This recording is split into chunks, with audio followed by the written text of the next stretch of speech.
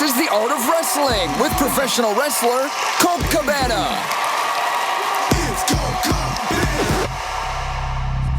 All right, come on in. Let's do this. Sit down. You're about to listen to The Art of Wrestling, professional wrestling podcast. It's a life podcast. It's a personal journal. It's an entryway to the minds, the souls, the hearts, and the lives of the people involved in the world of professional wrestling. I am your host. My name is Colt Cabana. I'm an auditioner. I'm an entertainer. I'm a podcaster. Most importantly, though, I am a professional wrestler. I am sitting here live in my studio apartment in Chicago, Illinois. Before I go any further, this is a fan-supported and listener-supported podcast supported by people just like you. Give it to you free of charge every single Thursday. ColtCabana.com, iTunes, SoundCloud, Howl, wherever you get your podcasts from. A couple great ways that you can support, rate, review, and subscribe on iTunes. Tell a friend, let somebody know, social media style, or if you got a couple of bucks in your pocket, head on over to ColtMerch.com, DigitalColt.com. T-shirts, buttons, pictures, posters, DVDs, digital downloads, and so much more. Great way to support. ColtMerch.com, DigitalColt.com. I did say I was an auditioner in the beginning. Went out on 2 auditions, both for truck driver. Somebody's getting typecasted, and that would be me. And I think it only makes sense as we talk about this, as Kenny King is on the show this week. And a lot of you guys probably know he has or had a side job. But if you didn't know, I'm not going to ruin that special little treat for you. And I encourage that. Like, he is at a high level of wrestling. There's also something else that he's very good at, and he does that. And I always pictured myself of like having this sweet job in comedy and also wrestling on the side. And I was going for it, but wrestling, like at the time the podcast really started getting momentum and my popularity started kind of getting a little higher. It's like I got all these bookings, I got busy with a lot of things, and I kind of had to put some stuff on the back burner, and I couldn't like start that new venture or new avenue in my life because wrestling was and is doing too good. And so I thought it was a thing that would happen at like 35, but we're still doing great. So maybe that's a thing that's going to happen at 45 or even 50, which is so weird to hear me say, but that's kind of reality, and that's coming up pretty soon here. You know, with a blink of the eye, I'm going to be 50 years old. Fucking scary. In my shitty little apartment talking into a box? Probably still going to be doing that. It's not going to be as an actor on Chicago Fire, though, because I tanked those auditions. Tanked them. But I thought the fun part of it is, you know, you set these little milestones for yourself, some little self-checks, and a lot of those people were probably going into the audition and really mad if they didn't get it. But I went in, I knew I tanked it, and then I was like, all right, I got to go work out, and I got other stuff to do, and I didn't beat myself up for a second. And also I realized that I'm probably the equivalent of what wrestlers hate when like a football player comes into like developmental or whatever, because like I just walked in, you know, I got some wrestling credits and like, hey, maybe I'll grab a part. And there's no way I put in the proper time or proper hours or anything to get that part. And I'm sure there's people in the waiting room who've been doing this for years, and that was a big break. They'd probably beat themselves up. And I was just like, oh, well, that one didn't go too well. Maybe I'll get a Papa John's commercial in a perfect world. But you never know. One of these times, something will happen. I was in an Old Navy commercial. For those of you who've been listening for a long time, you knew I did a commercial with Mike Dicko where I carried him on my shoulders, and I was in it for 2 seconds under a football helmet, and it was glorious. Kenny is on the show, long time in the making. We have known each other for a long time. We make it very evident. We talk about it in this podcast. This is just one of those chats. This is where we chat, we talk. You get to know a little bit more behind the guy, and you see what it's like to be in a hotel room before a show talking about wrestling and life. For myself, I was on the road again, 3 shows, Friday, Saturday, and Sunday. Friday and Saturday were for Ring of Honor in Pittsburgh and Buffalo. Buffalo was a weird show. I guess I don't know much about science or math or the economy or geology. One of these words is going to match with it. But the doors were all open to the building, so it was very moist, and the condensation gathered in the middle of the ring. So it was like a slip and slide. It was like a legitimate pool right in the middle, and people were trying to run in the middle, and I was slipping around, and everyone was sliding. It was the Briscoes versus myself and Dalton Castle, and I know it wasn't just in our match, it was in every match, so I'm sure that was a sight to be seen. But Pittsburgh was amazing. It was like in this real venue where I think Slayer was a couple days before. And, if anything, the time before in Ring of Honor, the time after, like Buffalo was just in a like ice ring / shed place that I've actually wrestled there. I've wrestled there before, so that was nothing new. But the Pittsburgh one was like a real venue, and bands played there, and they had like nice dressing rooms with Wi-Fi. And so I guess post Sinclair, that's sometimes the thing that will happen, is that you're in these really nice places. And that's always nice. But the reality is I don't know, for me, the scuzzier and the skeezier, sometimes the better, and that's going to play into this Sunday show. Now, I know that, like, if you're booking me, like, you don't want me to come on here and you don't want me to talk crap about you as a promoter or a wrestling promotion or anything. And I'm not going to do that, and I will not do that. Sunday I had a show. It was at a high school. The high school, I would say, fit 3,500 people or whatever it might be. And I think there was like 23 paid. And that's not a rip on this guy or the promoter or anything. And especially, the people that came and that paid. And I know there was some people that listen to the podcast, so they're hearing me tell this story. And I've said it before, like sometimes when there's a low audience, like I kind of get embarrassed a little bit for them and I feel bad. And as long as they're cool, then I'm cool. Then we're all cool. And I put out my best effort. I'm not going to be doing fucking shooting stars and shit, but, I'm going to be wrestling as hard as I can and making some jokes and cracking up. And I did. I had a great time. I tried to make it the most fun I possibly could, and I think I did a good job. And I feel like that's when I shine as a wrestler. Not in front of the 1,100 at Pittsburgh or whatever it might have been, but in front of the 23 people where nobody cares, where I'm like, all right, you guys paid money. This is a little weird. I'm going to make this a night that you will not forget. And hopefully, some left with that impression. That's what I hope. The promoter's brother, he came up to me afterwards and he kind of was like in awe. He's like, dude, he was young too. And I don't think I'd ever seen wrestling. I don't know. But he's like, you're like an actor or something. That was amazing. And, all I wish is the casting director of Chicago Fire would have been one of those 23 people and seen that, yeah, I am an actor or something. It's never the case, though, is it?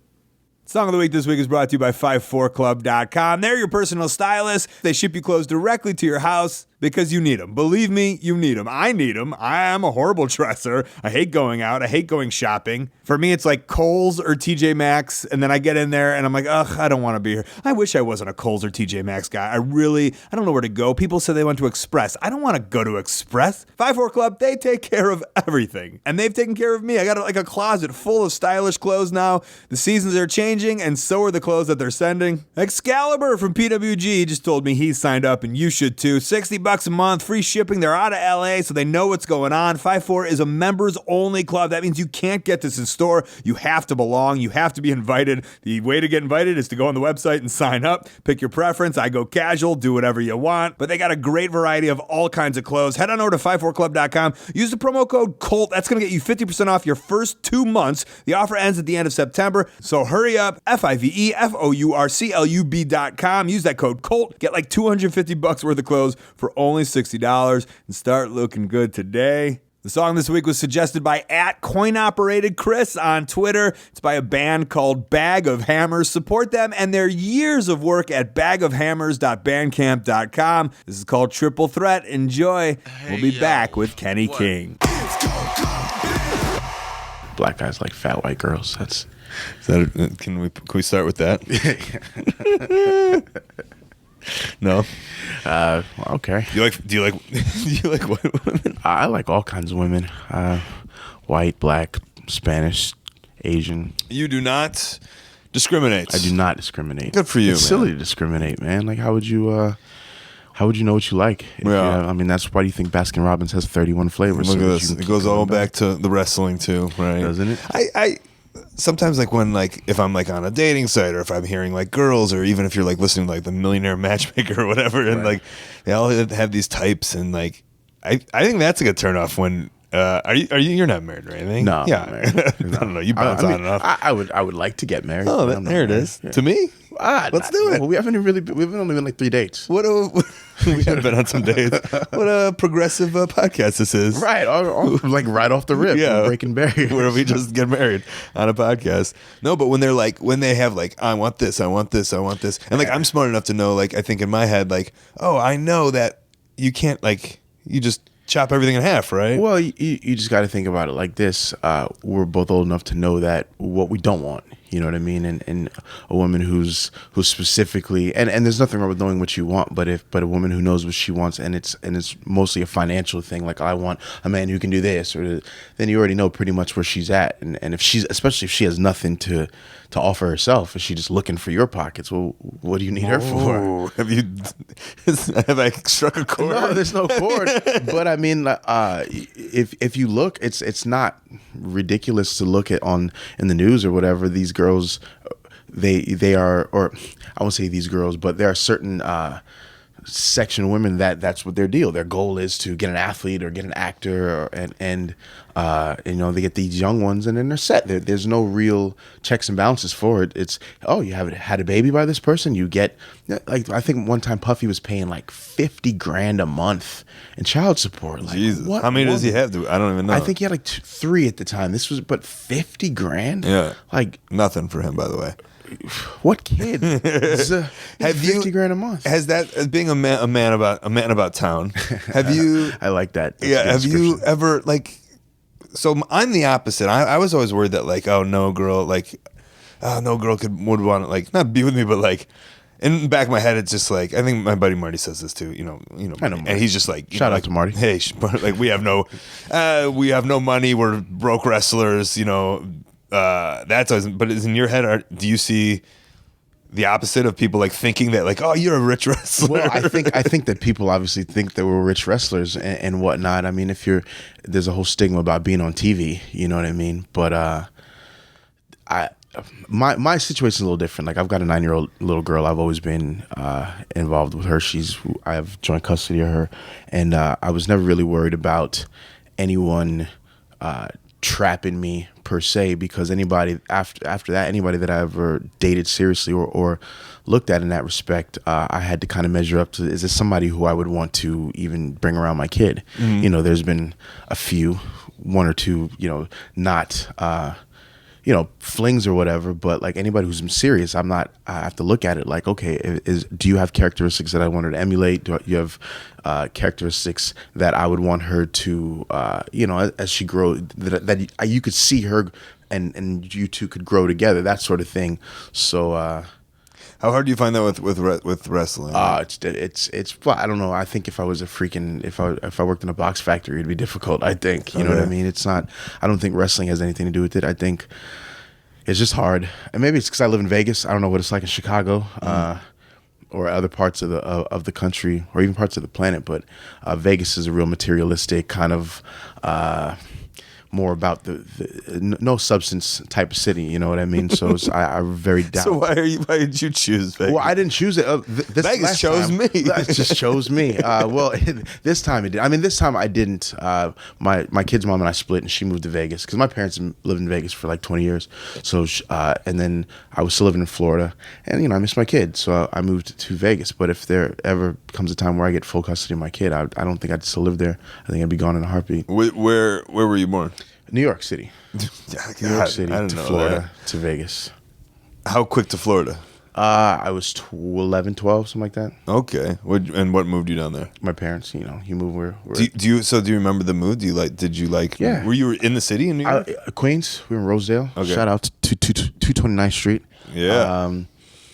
I don't know. And you know, like my parents moved. My dad got a good job, and I remember I left all my friends. You know what I mean? I like Orlando, Florida, like Disneyland. Like, well, what's all that? And no, that would be good. No, I didn't, because you know you don't think Queens. You don't think of back in that. I mean, it was 1990. You know, 1991. That was the peak. I was going to Florida every year. Yeah, but you never thought to live there. Never. Okay, so but it sounds fun. It sounds fun. But that option was never even brought to my attention. But as far as like to live next to Disneyland, because especially like if you go on vacation, you look and you see there's nothing but bugs and snakes and lizards. You know what I'm saying? So where do people live? Can I live next to the Magic Kingdom? Like at 10, I would assume. Yeah. So, at 10, I would assume I'd live in the Magic Kingdom. No, you did. There's no rooms available, bro. they don't rent none of those rooms out. Yeah, I remember we stayed at hotels near there. Though Tiger's got a few rooms in there. Tiger had a few, you know, little duck away rooms. Tiger Woods. That's an Orlando. That's an Orlando joke. I know that's what. The joke is that Tiger Woods had like little stash houses for his chicks, like at all the places in Orlando. So did he live in Orlando? I don't even know. I didn't know that whole thing happened in Orlando. He lived in Howard. Okay. So that was, but it was true. One of my friend's sisters is one of the 23 chicks that he was banging. And the funny thing about any of that is, and I hope he's not listening, is like none of those chicks were even hot. Like my friend's sister was very average. Tiger, not. I hope he's not. We know you're listening. Tiger, yeah. Tiger, we know you're listening. Oh no, my friend. I know Tiger's listening. No, I don't want to talk about my friend's sister. No. We're good. Because I know Tiger Woods is a huge wrestling. Tiger, actually, he's not even a wrestling fan. No, he just loves this podcast. Well, this is good. Look what we did already. We started off getting married, and now we're talking about Tiger Woods. Right. So, Tiger, shame on you though. You for as much money as you had, you should have been banging way hotter chicks. Well, we're not judging the looks of the chicks. He could do what he wants. Fair enough. Well, actually, he can't. I don't know. No, because he was married at the time, so no, he couldn't do that either. So shame on you, Tiger. What was your dad do? What did your dad do that he My drove you dad to Orlando? sold timeshare, so Oh, God. that was a big deal. That's kind of a scam, right? Or no? No, okay. Well, here's the deal. Because I sold timeshare for. Did you really? And made way more money in timeshare. Because than in and to wrestling. tie it to wrestling, it's just like wrestling's a scam. Well, here's the deal. It's We're it's working. Like this. With timeshare, it's if you don't vacation, which is the majority of people that they target. Most people go on vacation once every couple of years. You know what I mean? They save up and they spend an extravagant amount of money to stay like where we're at in a hotel room. So if you do vacation, if you're someone like us who travels and you know like, okay, well, I know next week I'm going to San Francisco next week, and then we're going to go to England sometime later on, and you want to have a decent place to stay. Owning a timeshare isn't a bad investment because staying in a condo and 2-bedroom condo would be way better than staying in hotels all the time. But if you don't vacation, like most people don't, once every so often, then it's an expense that you get caught up in the moment of being on vacation and wanting a vacation nicer.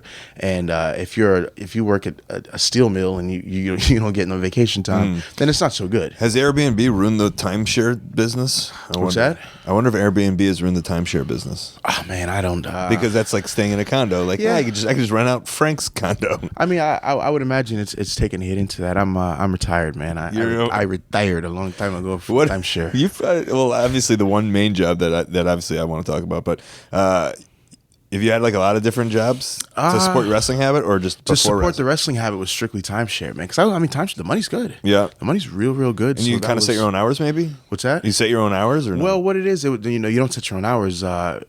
Depending on where you live, like when I was working in Florida, it was the first tours came in at 7 and you'd be done by 1. So that's great, 7 and 1 by 1. Oh, you're the one leading those courses of the people that have. Yeah, well, it depends on everything's different. Like, but the way I was doing it, they're more one-on-one. So I would meet you in the lobby. We'd tour the property together. We do the whole presentation together. Some of them do it where you meet a salesperson, then they bring you into a room, and then you show a movie, and then you go see the property. So they're all different. I was the one-on-one guy because I have a silver tongue, so they say. Excuse me. So she said. That's the only one you did to support the wrestling habit? No. When when my kid's mom was pregnant, I sold timeshare. I worked at Pirates, a dinner adventure. I was Orange Pirate in Orlando, like basically like medieval times, but on a boat. Oh. I DJ'd at Universal Studios, and I wrestled. So what was your DJ name? DJ K King. Oh, okay. Nothing. I was still trying to build the Kenny King brand. So at that point, so everything was revolving around Kenny King. I don't know whether Tough Enough or Chippendales is the fun thing to jump into. Well, they're both the same. They're one and the same, man. So was Tough Enough your first thing with wrestling? Yeah, Tough Enough was the first time I've ever been in a wrestling. Okay, so how old were you then? 20. 20. Yeah. And did you go to college? Well, I was at University of South Florida in Tampa for 2 years. I've redshirted 1 year, and then I played. I was going to go to Florida State and play ball, and it just didn't work out at the last minute. Yeah, football. So then I went to South Florida to play football, and then I was not really happy. Like it transitioned from, I don't know if you know anything about college sports, but it went from 1AA to like D1 to. Oh, are you asking me, the man who played Division 1A football? Excuse me. Where did you play? Western Michigan. I did not know you were a Mustang. Western Michigan University, redshirted, known as the worst player on the team. I didn't know. Pardon me. On the list of 110 players, I was 109. Well, they had a list. So you know how it goes. Yeah. So we went from from 1AA to it was like Sun Belt Conference. Hold on, sorry, that was Central Florida? USF, South Florida. Okay, all I know is Dante Culpepper. That's Central Florida. But that was like around the time when he was there? A little bit after okay. Dante. Dante was a Viking a couple years. Okay, that's all I knew. Because I thought I remember he was Central Florida? Central Florida. That's like when I think they changed from 1A to 1AA to 1A. Okay. South Florida's program only started in 97. So I went in 99. So it was a very big transition period. So I really wasn't really that happy with what was going on. So my parents were in Vegas. My dad, being the dude he has, walked into John Robinson, was the coach at UNLV, dropped my tape on John Robinson's desk. So long story short, I got an opportunity to go to UNLV and play. You know how coaches are. So my transcripts mysteriously continued to get held, so I couldn't play that fall. So I had to basically waste a year of eligibility, the fall of 2000. So I was going to school, walking around the school, open school newspaper. Are you tough enough? It was in the newspaper? It was in the school newspaper. It was an ad for Tough Enough. Are you tough enough? So I remember watching the first season, like Maven and those guys, and like watching them jump rope and shit. Like, man, those guys are even athletes. Like, yeah, I could do that. Well, Maven was an athlete. Well, Maven was, but I guess maybe. And I think he stood out too. I guess maybe what I was thinking more about, like once you got into the show, but like I was thinking about the tryout tapes. You know what I mean? Of like, course. yeah, I could do this. Blah blah blah. Yeah, it was like Sean everybody. Davari at 14 being like, "I'm tough enough," yelling. Trust me, my season was no better, bro. We got Jackie, Linda, but who's some of the failed tries? ODB and Ken Anderson, I think. Were they two? Ken Anderson, Johnny Nitro was, and I'd known John from Tampa, and so they're Amazing Kong. So there was a lot of swings and misses where people who ended up being great wrestlers out of that one. But yeah, so that was it. So you saw the thing. Did you like wrestling? I loved wrestling. Okay. I was a big wrestling fan. Big wrestling fan. In fact, I used to get yelled at. Like my dad was like, "You should be watching football on Monday nights," and, instead of watching wrestling. But I liked wrestling, and that was it. I was like, well, hell, I'm not playing ball. I might as well give this a shot, and sent them the worst. I feel like the worst promo of all. How'd it go? So you set up. They didn't even have iPhones back then. No, my buddy. My buddy had a like this old beat up camcorder, you know what I mean? And we ran to Best Buy and got a tape because I guess when I saw it, it was maybe like 4 or 5 days from the deadline. I was like, man, we got to get this done, and filmed it in his apartment and sent it off, and was like, maybe it'll be good, maybe it won't. You know what I mean? I took my shirt off and I talked about my cross, just awful. It gives you chills a little Just thinking terrible. about it, right? And I got a phone call back like, hey, would you like to come to Vegas? And oh, you are in Vegas, perfect. And so that's how it worked. The auditions were 2 days. I remember getting up probably like 5 o'clock. I thought I was going to get there early. I was at Caesars, and there was already probably like maybe like 200 people there In the morning? Yeah, like 5 a.m. Wow. So it was an all day thing. And so what place did you get in? Did you get in a place? As far as So you were on the show. Yeah, I was on the show. I was one of the finalists. So there's two people win the contracts, and then you have a final four. So Final Four. You were one of the person Final who didn't Four, win. yeah. So who won? Linda and Jackie. Linda, yeah. And then who's the fourth? this guy named Jake. It was the guy with he was big, jacked up. Oh, he had the went on to go triangle. play trampoline basketball. Yes, he did. He did play trampoline basketball. Very on Spike TV. wow, I slam think. ball. Yeah. That's very few people know that. I remember seeing him in the league Yeah. and being like, because I'm such a fucking nerd, a wrestling nerd. But realistically, that dude was like one of the most athletic. I'm sure dudes that was the I've guy they ever wanted to seen. win. He was ridiculous, but he was a freaking idiot, An idiot, and he was, yeah. and he couldn't pick it up. I mean, wrestling is difficult, but and he wasn't dumb as far as like he. As such an athlete, he didn't have a very good, he wasn't very much in control of his body. He didn't have body IQ.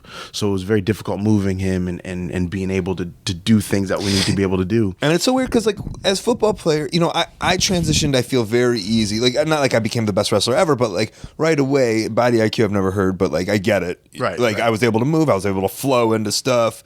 And, I don't know if that's just because I watched wrestling my whole life and maybe yourself the same, but you see some of these football players, and I too, when I was in developmental and stuff, and just in general, like, and they don't, not that they don't get it, but it's fucking hard. Right. And I don't understand because I think, like, they're like, oh, if you're an athlete, you should be able to do this. You should, but a lot of dudes have two left. I mean, realistically, a lot of dudes that play football have bad feet. You know what I mean? A lot of guys just go north and south. So There's like it's like a little, not to sound lame, but like there is like a little ballet to it, right? Yeah. Like like 100%. smooth feet. 100%, man. Football, wrestling, you have to have good feet. Everybody knows the guy who just starts wrestling and he takes 60 more steps than he has to do that. So it's one of the things where once you become confident. And boxy and robotic is kind of, yes, as I do training boxy. something. Yes, boxy. It's square moving, right. Not being able to weave in and out. Fluidity. So I guess I'm kind of intrigued to like looking back at that, like how long it took you to, like, did you realize you had to not shred, like, yeah, kind of like shy away from like shred. Yeah, is that right? Shed. Yeah, shred and shed though. The tough enough deal. Shed the tough enough, like the light that it shined on you, or did you like think like, hey, like I'm gonna milk this, and then maybe did you? I don't know. I'm kind of intrigued on that. Well, I wasn't sure. What I did was I looked at some of the guys that didn't win the first season, and I kind of wanted to see what they did. And I think a guy named Jonah. And there was another guy, I can't remember, but they kind of went out, and I think even Jonah did an ROH show or something. I was going to say, brought him in or something. The guy who does the concussion stuff. No, that's Nowitzki. Was that not the first? No, he was first season too. Actually, he won though. He won, but he signed him. He didn't win, but they picked him up. Well, I did a show with him afterwards. Yes. So, but no, it was another guy. He was like just a runner up. Okay. But anyway, they brought him in as tough. And Jonah, I think that was his name, but it wasn't good. Anyway, long story short. So I never wanted to be the guy from Tough Enough that was not good. So I was really, really fortunate, man. I got invited to train at the Las Vegas Pro Wrestling Academy. And when I got over there, I had no idea what to expect. But this was a school that, like, Scott Casey was one of the trainers at. Nick Bockwink was very, very, very involved. And so I got sucked into this to where the first year of and this is Scott Casey's advice, he was like, the first year after Tough Enough, I didn't take any indie bookings. I was only working, we would do shows it was called the UWF in Las Vegas. We do shows every Friday night, and Scott would run classes like Monday, Tuesdays, and Wednesdays, and Nick would come in Thursdays and do promo class with guys. And Nick was no joke, man. Mm-hmm. Like, he would really like take you to task and do it again. So I feel like working with Nick Bockwinkel so early in my career was very helpful in me being able to establish a character and cut promos and just be able to exude, you know what I mean, charismatic, whatever you want to call it. But because it wasn't by accident, because he was, if you ever been around Bockwinkel, you know that he was very anal as far as about, your mannerisms. Meticulous. Very meticulous is a good word. Thank you. Anal's a great word, though. But it is. I don't know about talking about wrestling, but as far as like, it's the little things in wrestling. Yeah. It's always the little things. So he was very particular about the little things. So you didn't want to milk the Tough Enough thing afterwards? Scott Casey said, did, but I didn't want to be good. I didn't think I was good enough. After Tough Enough, I couldn't throw a punch. I really didn't know how to put a match together. You know what I mean? So, how did you realize this? By going to the UWF. So like maybe you thought you were the man. I thought I was absolutely thought I was the shit until I actually went in with like there's like green wrestlers and they're running circles around me. Mm-hmm. You know what I mean? I couldn't put a match together. I could, if they're calling it out, headlock, arm, it's just real basic stuff. And that's when I knew. I was like, man, I need to get better if I'm gonna, because if you want to be professional, nobody wants to be a weekend warrior. You want to make money at this. Mm-hmm. You know what I mean? I always thought that, okay, it'll be 6 months or 8 months or whatever, and WWE picked me back up. Right. That was what 20-year-old Kenny was thinking. Scott Casey, I want to say like 1986 WWF. Yeah, Cowboy right? Scott Casey. Yeah. Trained Booker T. Really? Yeah. And then like I feel he had like they were ready to bring him in, then like never did anything with him. Did he have a fuck up story? Scott drank, but he never really. He didn't really talk about New York as it. Yeah, but I think I remember him in like a WWF magazine, like he was ready to get for a big push, and then like as a kid he was never he was never a thing, really. I don't remember him ever saying why that was, but I do remember I remember seeing, oh man, it's Cowboy Scott Casey. Yeah, So he was legit. Did he charge you? No, I didn't. I didn't get charged. Well, he didn't own it. It was a guy named Gary that owned it, and he was just like, "Hey, man, if you don't mind, like putting on I had an AOL profile, like put on your AOL profile that you're training at Las Vegas. Yeah, I was like, whatever. Okay, I don't have to pay any dues, and I come in every Friday and get better. I have no problems with that. I mean, that's so that's like kind of a scholarship. Was like the tough enough training was free, right? And then this training was free. Right. You really walked right in there. I kind of did. Right now that you think about it, damn, I didn't pay a dime for wrestling. Who trained you on the show? It was Al, Chavo, Bob Holly, and Ivory. Was that real training? Like, do you feel you got like a good grasp of the basics, or was that TV training? No, man, it was good. It was. I really feel like we got, obviously with 13 weeks, and then after they narrowed it down to the 4 finalists, they brought us back in up to Stanford and trained us for like 4 more weeks, or 4 more weeks, something like that, before they picked the winners. So like 14, 15 weeks of wrestling training. You can learn a lot, or you cannot learn a lot, and I feel like there were things that I didn't learn, obviously, like how to throw punches or do moonsaults and 450s and stuff like that. But good fundamentals and timing, and Al was really just all about feeling it. You know what I mean? So that really helped me as far as being able to wrestle different people, because obviously if you wrestle the same guy over and over and over, what that feels like. But being able to kind of surrender and feel it. It's a trick that takes a long time, but that was something that I was really, really big on. And then would like Triple H and Big Show come in? Is that like, I just feel that like it's kind of cheesy, like you think about it, but like if you're in it for the long run, what a great first crash course to just get all these guys who know all, and probably a nice start like to getting like networking and stuff, or like connections or whatever. The Dudleys came in. Who came in? Big Show came in. Dudleys came in. We had Matt Morgan had torn his knee, and he was going to go home, and so we'd all got fucked up, and then we ditched the camera crew, which was a no. Like, you're never supposed to do that. we ditched the camera crew, and then we're drinking in the car, forgetting that there's cameras. So we were like pounding shots on Captain Morgan in the car. Oh, and there's like little built-in cameras. Yeah. 2000s GoPros. Right. In the car. And we're just like, yeah, we're good. I didn't get back into like 6 a.m. And then go back to train on Monday, and like Big's pissed, and so it was a big deal. Like Taz came in, because Taz was coming in anyway. Taz came in, and you guys are messing this up, and blah blah blah blah blah. So like they loved it. We had to sleep at tracks for like 2 nights, and nobody better get in this ring, or Bob's gonna come and stretch you. Like it was. And are you wearing orange shoes, Kenny? You wearing orange shoes? He was. You know the rule about Taz, that, bro. Full like that was, and I was the biggest Taz mark. Biggest. So like for him to come in there, and then actually that wasn't the first. The first time was actually during the audition. Some dumbass had actually called Taz out in his tape.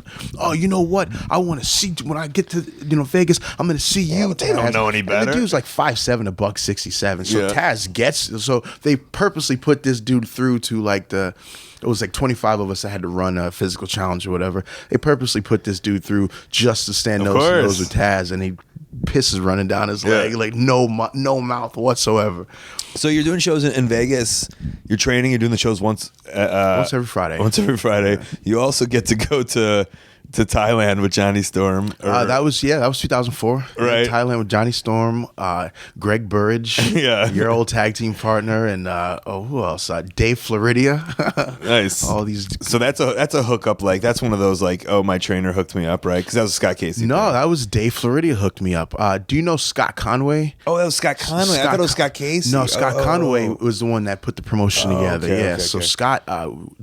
Scott and Dave were already in Thailand. I think Charlie Rage was there. Mm-hmm. So those guys had been there. So a little like short story, but like not short story, but those guys they had set up a thing where I think every day you do Thailand. Like those my friends at the time, they were ready to live there. They thought that was the whole deal. So like you were just doing indie shows at this time? Yeah, I was actually at time selling timeshare when I got the phone call. Yeah, but I was just doing like I think maybe I'd branched out to California. I was doing like Rev Pro and like early AWF and stuff like that. So did you think this was going to change the life? Like this is my big shot? No, full time? I didn't think so. I just thought I was going to be able to get paid to wrestle for 3 months, because it was supposed to be like a 3-month tour. Just a 3. Oh, I thought it was for the rest of their lives. They were going to sit there and do that's what they wanted to do. But initially it was supposed to be 3 months, and they, depending on what the money looked like, it was going to be 3 months, couple months off every 3 months for whatever. That was the. Did you have the kid at the time? Told.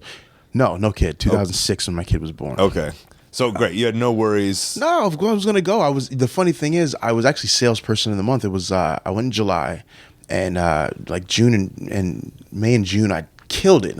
And I was like telling my the director of sales, who was my dad at the time, and I was like, hey, look, I'm out. I'm going to Thailand for 3 months. She's like, you can't leave, did it? Yeah, I'm out. I'm gonna go wrestle because that's what I'm doing this for. I'm selling timeshares so that I can support my wrestling habit.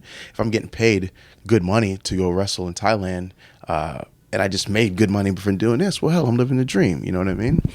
And it didn't happen. Oh yeah. Like something like 75 or 80 days later, we came right back. The long and short of it is that there's a guy in Thailand whose deal was he would get Australian and British tourists to come and invest some money in some infrastructure, build a building or whatever, and then fuck him out of the money. And he's a gangster. Like, so what are you gonna do?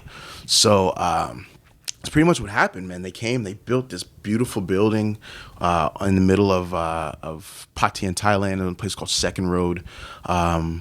And with it was really big, and it had The Rock and Brock and Bret Hart and everybody who was never going to be performing in the building on it. But it was TWF, the Thai Wrestling Federation. It was a big deal. Like we were on morning shows. We had the Vice Prime Minister of Thailand come for the opening show. I mean, it was a big deal. And then the whole deal was they were going to be bringing like coaches. So they have tour coaches. I have tour buses. So if you go to Pattaya, you can pick and say, we want to go to the Hard Rock, and we want to go see the Ladyboy show, or we want to go see wrestling. And that's your tour package. So that's how they were getting people to come in. They were just selling it as part of a tour package. So the first, 4 or 5 weeks, doing great. Packed houses. We're doing 2 shows a night. What's packed houses? I think the place held 1,000 people. Get out of here. So we're talking about 750, 800 people, but it's all it's all coming in on these buses. So it's fresh people. So we're doing pretty good the first couple, maybe 2 weeks. Great. Then half the buses start coming in, and then so it goes from 750 to like 3, and then 3 to 60, and then you've got the people who work there as kids are the only ones you're working for. You know what I mean? So then that happened after about 2 weeks. But the funny thing is, look across the street, Ladyboy show, full every night. So what it was the guy was basically, he pumped it up, and then he pulled the plug on the wrestling. So Scott was paying us still. I think Scott still paid us maybe like 2 weeks after we were wrestling for 15 people. So one day, Scott was like, listen, we had this meeting with this guy, and the guy didn't speak Thai, but he had a Scottish or Swedish dude that would translate for him. Now, mind you, this is a dude with the Black Widow tattooed on his, like, the part of his palm. So this dude's a gangster, obviously. So basically one day we don't, hey, listen, if you don't pay me tomorrow, don't show up. So Scott says, hey, you guys have the day off. So we go as me, Dave, and I think Johnny Storm, and we're eating at Sizzler's because that was the fancy place in Pattaya.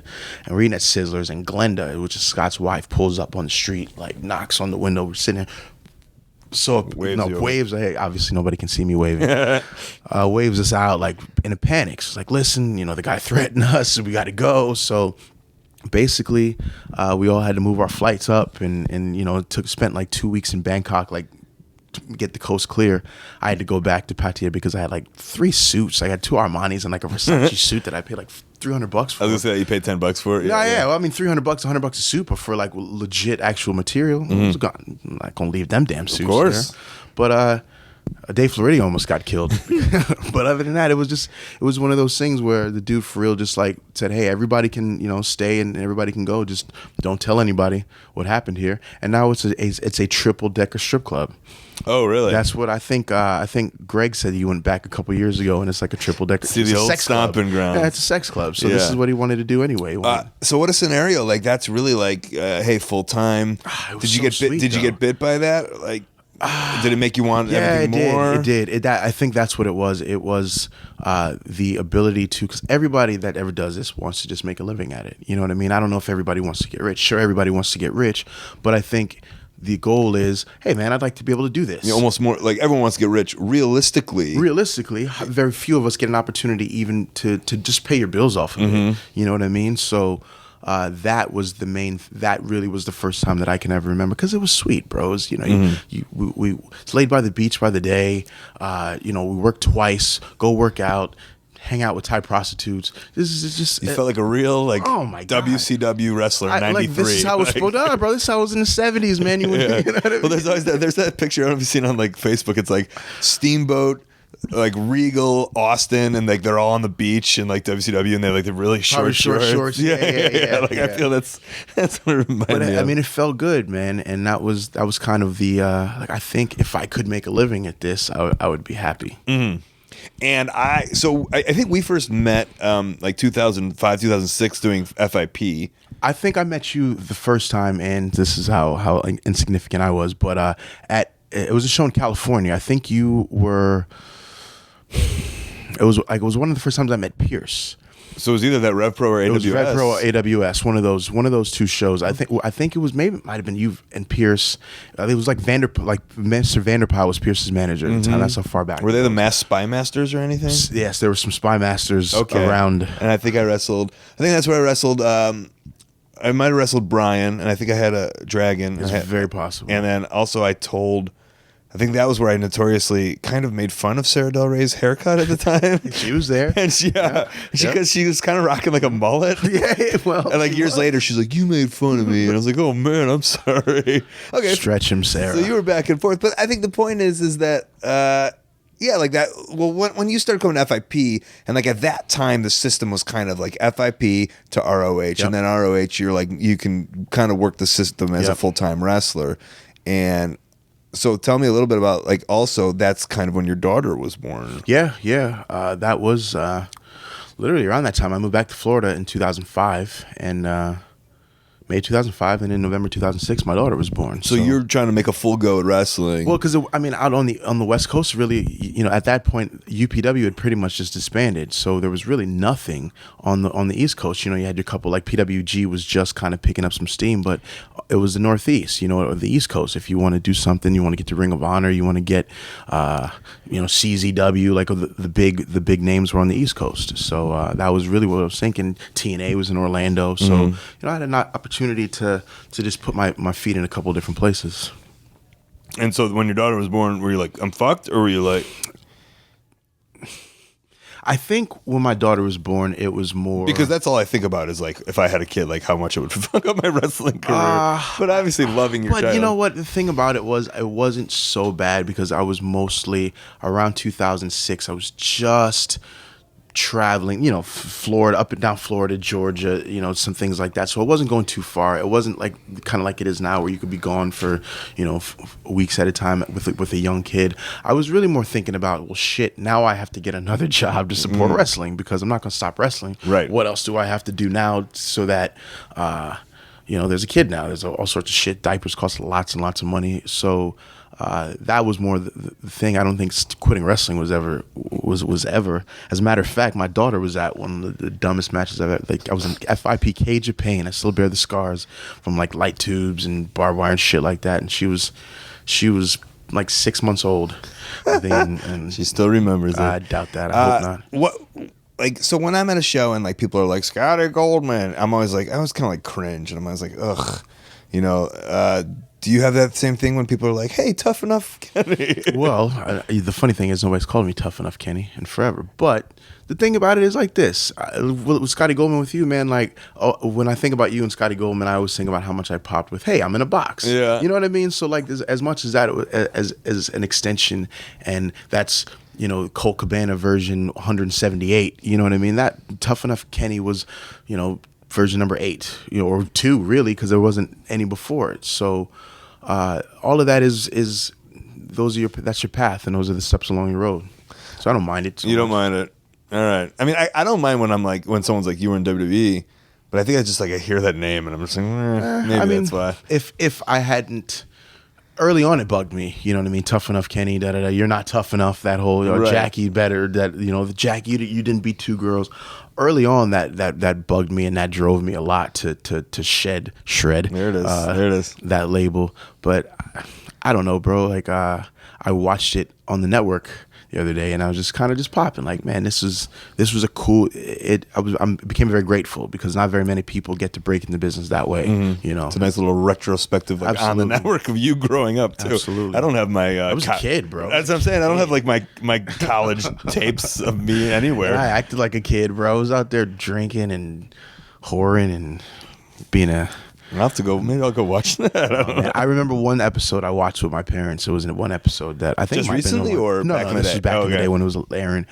I can't remember which one it was, but it was one where we must have been real shit faced because it was the camera was hovering over me as I was crawling up the steps. And my mom just looked at me, she's like, "You're on national television right now." I was like, "Oh, Don't I look sorry, cool? Mom. Aren't I cool?" And then the Chippendales thing And then the Chippendales thing. is I don't know, like how is that a thing or is that not a thing? No, I'm a retired Chippendale. I've hung up my cuffs and collars. The Chippendale thing is great too. Like that was another thing that I tried to kind of hide early on. But so, what do you want, the origin or I don't know. Yeah, did you not want to do it? Were you doing it just for? Were you magic miking it? Were you doing it for money? See, it's a completely different thing than what really anybody thinks it is. So I'll explain how I got to it. A buddy of mine that I was living with, that I've known forever, was the singer for the European tour. So he would go away for 3.5 months, and then do like U.S. tours or whatever. So he'd be gone pretty much all the time, like full-time wrestling schedule, really. And he asked me one day when he came back, "Hey man, one of the guys got hurt. Would you be interested in doing it?" And I was like, "Hell no, bro. I'm not interested in like because everybody has a preconceived notion, banana hammocks and hairy chests and stuff like that. So absolutely not. Like that's not even a thing."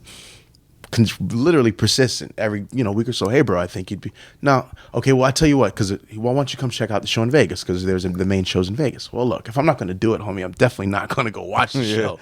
So I don't remember. Maybe it was a birthday or whatever. He was like, "Bro, just come. We'll go have a couple drinks. We'll go pregame, whatever." I was like, "Whatever, man. You'd be getting on my nerves. Never mind." Get in there on a Friday night. It's like 600 women in there. The shit is packed, and it's completely different from what I think it is. It's not like there's no like lap dances or like pole dancing. It's all staged choreographed. I can't even talk. Choreographed routines with like there's wardrobe and set pieces. It's like a legit show. So maybe it's not so bad. Because once I saw it, I was like, well, damn, this is actually pretty cool. So then I did it. And then I said I would go on the European tour, and that's a completely different animal because in Vegas there's a set theater. They do arenas in Europe. Like my very first Chippendale show, I took my shirt off in front of like 5,000 women, which up until not too long ago, that was the most people I'd ever even more than people I've even wrestled in front of. You know what I mean? So touring Germany or touring Europe, really, we did Germany, Switzerland, the northern part of Italy, and we did 2 shows in Austria. My first tour. So were you with Ring of Honor while this was happening? I was still trying to get my first. No, actually, I was just started kind of getting with FIP around this time. Oh, that was early. Yeah, then. that was Gotcha, early. 2004, gotcha. 2005. So you've been you were in the Chippendale biz a good number of years. Early on. Well, then I quit actually in 2006 when I had my kid, and then when I moved back to Vegas is when literally one of the producers of the show saw my MySpace post that I was doing something about in Vegas. I'm like, "Are you back in Vegas? Like, Yeah. do you want to come work the show?" So then I'd imagine like that's just if you're a weekend warrior style wrestler, not weekend, but if we work on weekends mainly.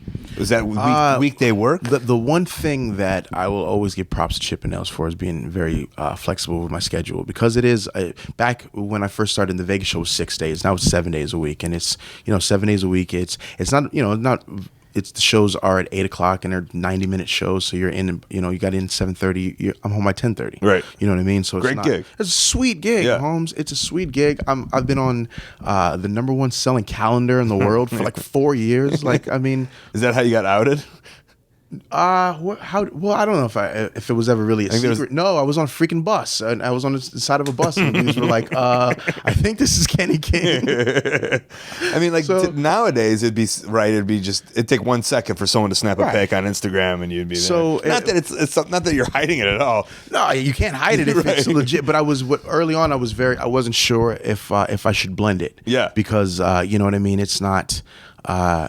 Wrestling fans are wrestling fans. So, but then I really started to look at this and say, wait a minute, I'm legit the only pro wrestling Chippendale on the planet. and I you can see me on TV here, and you can come to Vegas, and like this is. It's pretty badass, you know what I mean? So once I came to that realization, why not blend it? It's all part of the Kenny King brand, you know what I mean? So and then also I like and I don't know if wrestling's changed you like this, but it's like, and you tell me, like, if I was you in your shoes, like if I was 18, like no way I would do that Chippendales show. I would go watch that and see them. But then all of a sudden, like when you're in wrestling, like, you know, I think it's weird how us wrestlers, and maybe, you know, like two of us, probably two jocks, you know, we get into wrestling, and now all of a sudden we kind of become theater kids a little bit. Well, I was a theater kid. I was a theater major. Oh, you were a theater major. I was a theater kid. Okay. Yeah, are you kidding me? So it was I mean, once you're talking about like put me in a position where I could feel comfortable, where like it's, you know, it's a production, there's music, it's actually good choreography, there's a fucking set piece. You plus it was Michael Jackson in Smooth Criminal, you know what I mean? Right. Like, shit like that I can get down with, you know what I mean? It's once it's more than just here's my dick, I'm shaking in your face, you know what I mean? Like, and that's what I also enjoyed about the show, is because a lot of girls would come in there thinking that you know, they're kind of looking around and they're like, oh man, I don't want to be here, I don't want to see this. And then when they see that it is actually production, and like, listen, Generico's seen it, Rhett's seen it, and Roddy's seen it, and all of them like, man, this shit is cool. So, but I'm saying I like the idea of, like, at least for me, I think wrestling has opened this like whole broad like of almost like theater, of like appreciating fine theater, because we do like. What do we do? Yeah, we do the fringe shit where people are like gross, and then people come and are like, Jesus, they're talented. Yeah, all the time. And all you have to do is bring one of your friends that doesn't like wrestling to a live event, and it'll be like, wow, that was a good live event. Well, of course. Yeah. But you're like, wow, I didn't know. Yeah, I had no idea. And you get them one at a time. Same as the Chippendales. I have Chippendales friends that I was, hey man, just come check out this show, and dude's like, wow, this is what you do, bro. You know, so it's all. It's all the theater, man. It's all entertainment, and people spend lots and lots of money to entertain themselves. So, how long you been wrestling now? November would be 15 years. 15 years. 15 years since I first took a bump. And you've been doing, I mean, you've been taking, you know, what's fun is like you just look at those, the way I always look at how people's like, because you can't stay in one place time. Oh, you have to move. And you move around. And so you've done a good job of like, you know, you've stayed on TV, and you stayed in the spotlight, and you made some moves here and there, and you're still keeping it around, keeping it fresh, right? Well, I kind of feel like you have to do certain things to stay relevant. You know what I mean? And I don't think there's anything wrong with change. I think if you don't change, if you don't move around, if you don't shuffle things, then you die. You stay stagnant. People don't want to see you. So you have to. And wrestling. I've just been thankful that wrestling kind of has shifted in those times that I've been able to do that, you know, because there's been times when there's not any place to go, and now wrestling, literally, if you want to be a pro wrestler and make a living, you can go a few different places. So that's a beautiful thing. So my job as a pro wrestler or as an entertainer is to always to present something that people want to see, you know what I mean? To present something that people aren't like, I've seen that already, you know what I mean? You could have a great movie, but if you've seen it a couple times, you've seen it a couple times. So, you know, that's a good thing about, I like Game of Thrones. The good thing about Game of Thrones is you kind of know what's going to happen, but you really have no idea what to expect. You don't? No. What a herb. I know. You're a herb. I'm sorry. People rip on me a lot. But at this point in time, if you don't watch Game of Thrones, you're a herb. I'm not into medieval. Do you like TV? I love TV. What's your favorite show? I mainly like comedies and stuff. I don't like Silicon Valley would be a good it's not maybe not my favorite, but like that's get a good idea of what I like to watch. So you're not like big into like dramas? Any of that stuff really. But like, so when it comes to that kind of stuff, like I think I like realistic stuff. So like Better Call Saul, Fargo. You know, like it's just so. I think Game of Thrones to me is so fiction-y that I kind of get thrown off from even starting. I'm sure once I started, it'd be amazing, right? Yeah, no, it is kind of like that. You have to kind of jump into a world. You have to immerse yourself, because you have to. It's all suspension disbelief, you know what I mean? Which is probably what wrestling is. Well, that's literally 100%. That is my explanation for wrestling. I call it. You have to understand what suspension disbelief is. You have to understand that Kit Harington isn't Jon Snow. You have to understand that. What's his name? Jeez, I know he's a good actor. The actor that plays Walter White isn't Walter White. Charlie Hunnam isn't Jax Taylor. Jax Teller. So once you are watching this show, you have to immerse yourself in the characters. You have to believe what you're watching. You don't believe, okay, well, Charlie Hunnam's talking to Ron Perlman. No, Jax is talking to Clay. So wrestling's the same thing. Once you are watching it and immerse yourself, well, Colt and Kenny, they're not trying to kill each other, but this is an athletic event. They have something they're trying to get across. So that's the stories that we tell. And that's why people that don't normally dig it on TV can dig it live, because you have to kind of, it's also a certain amount of self-interpretation. You have to kind of, okay, I get it, but what we're doing in the ring is we're playing it out, and we're just letting people kind of pick it up. I'm not watching Chippendales every week on the show, but I'll go and enjoy a live show. Right? Well, I don't know. Once you've seen Chippendales unless you have a vagina, it's pretty much you're pretty much good. You know what I mean? Kenny, where are you at on the internet? You can check me out at Kenny King PB2 on Instagram, on Twitter. And that's it. I'm too old for Snapchat, I think. What's PB2? Pretty Boy Pitbull. It should be if they gave me an opportunity to do the squared thing, but they don't. So. Oh, gotcha. That's it. And Twitter and Instagram. Twitter and Instagram. Anything missing? This is something new I've been saying. I don't know. Is there anything missing? I don't know. Check it out. I'm real happy to be back at Ring of Honor. You know what I mean? I'm really, really back to. It just feels it feels home. I miss the guys, and I miss the. Did you feel a little foreign over in TNA? No, I never felt foreign in TNA. The locker room is good. You know what I mean? The locker room is full of dudes that are very much dudes like this, that are, regardless of any other circumstances outside of this locker room, we're trying to do the best we can, and we're going to put on the best show, and we're gonna knock them dead. Yep. So the locker room, it's not foreign, but I think what it is that you miss is the raw energy of Ring of Honor. There isn't anything really anywhere else. I mean, one of the things at TNA that I was blessed to do was wrestle in Wembley Arena. You know what I mean? 13,000 people, and it's amazing. But there's nothing like 1,500 Ring of Honor fans that are really interested into what they're seeing. It's electric. So it's weird to say that, and I'm glad you said that, because you were in a good place. You were high on the card. Like, I can say that, like, wrestling in front of like 18,000 people in WWE or 12,000 people in WWE, like, there's nothing like, even like 500 awesome fans. But then, people could be like, yeah, but you weren't like on top or what, So, but I believe that, but it's hard for me to say it because I wasn't getting the John Cena type reactions both places. Right. But. I mean, if you get a Cena type reaction, like those Rock reactions, where your hair stands on it, and that's one thing. But you were the same each place. Yeah. I did okay. Sure. You know what I mean? And it is one of those surreal events when you're in the ring and you're looking up and you can't see anything but people, you know what I mean? And you're in a place like Wembley Arena. Mm-hmm. Another time we were at the Alamo Dome in San Antonio and set the TNA in U.S. single record. I think it was like 8,000 people. That's not a lot of people, but that's a lot of people. Course. You know what I mean? So these are things as wrestlers, when you wrestle in front of 15 and 35 and 50 people and then 100 people is a good night. And those, you always go back to those nights and think about that. But I mean, the intimacy of like a great 1,000 or 500 or 600 people packed into one place who are all like feeling off their own emotion and like energy. There's nothing like it's electric. Yeah. It's those are the I can't remember the insider term, but those are the matches that make you love wrestling again. You know what I mean? Like those. Well, if you don't know the insider term, get out. You're not an insider. Remember. It's the I can't remember the. It's like an acronym or like an issue. You know what I mean? Like the I don't know. Love match. Love wrestling match. LWM.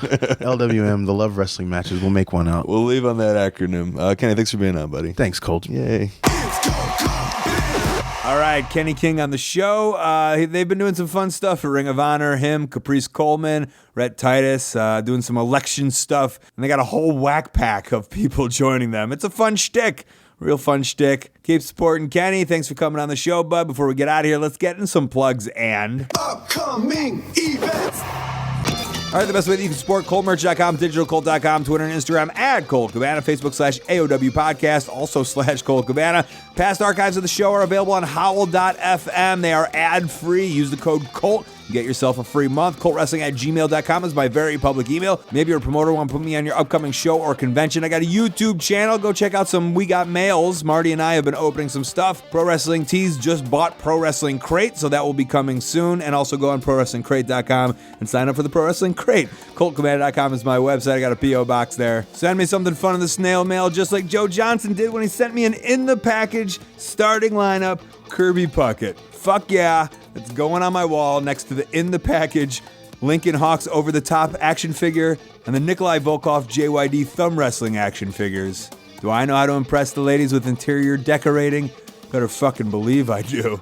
Upcoming shows September 24th, 30th, October 1st, 14th, 15th, 21st, 22nd, and 29th, Atlanta, Boston, Chicago, Detroit, Tampa, Fort Lauderdale, and Baltimore. This is all ROHWrestling.com shows. Thursday, October 6th, Clarksville, Indiana, Facebook/IWA Mid-South Wrestling. Friday, October 7th, Marinette Park, Illinois, AAWrestling.com. Saturday, October 8th, Kansas City, Kansas, MetroWrestling.com. Sunday, October 16th, Austin, Texas, WrestleCircus.com. Sunday, October 30th, Gainesville, Florida. Come see me at The Fest, FL.com. That is the show for this week. Thank you very much for listening. Thanks to Kenny King for being on the show. Thanks to Cable Guy Jeff and Stu Stone, Kid Russell, Matt Jenkins on the music, Dane Miller with some tech.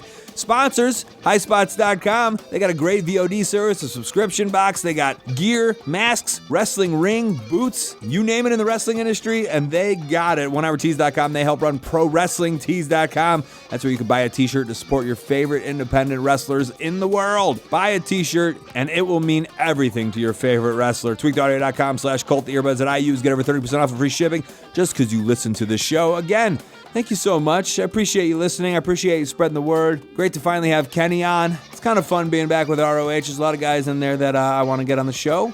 And now I have the opportunity to. You know, these guys, they get contracted and they can't go anywhere else. And then you don't see them when you're on the road. I'm on the road so much. And I didn't see a lot of these guys because they weren't allowed to do it anymore. So now I'm kind of dabbling in both of them. And it's kind of fun. It's kind of fun to be back in the locker room with the Young Bucks, two of my favorites. I missed them. I mean, they signed these contracts. They went to Japan. I wasn't around them. And now I get to say hi to those two. Two of my favorites in the world. Two of your favorites in the world, of course, right? All right, till next week, guys. This has been the show. This has been The Art of Wrestling.